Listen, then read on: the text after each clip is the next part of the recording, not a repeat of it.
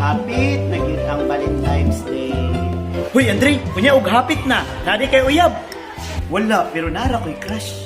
Wow, sana all night crush. Ikaw, DGM, wala kay crush? Naapod si... Nara si Sir.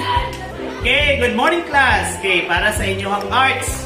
So, hapit naman ang Valentine's Day. So, maghimo mo og card. Then, kamo na bahala sa inyong hatagan.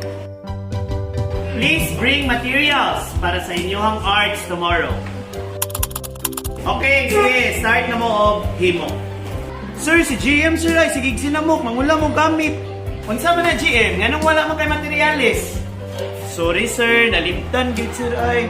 Nalimtan or wala lang yung taga-prepare? Nalimtan lagi, sir. O malimtan pa na yung mga itlog, GM. Wa na, hagbay ra nang nabilin. Nagdula na to na sa gahapon, sir. Nakita na ko. Tanawa ra, makakon gid.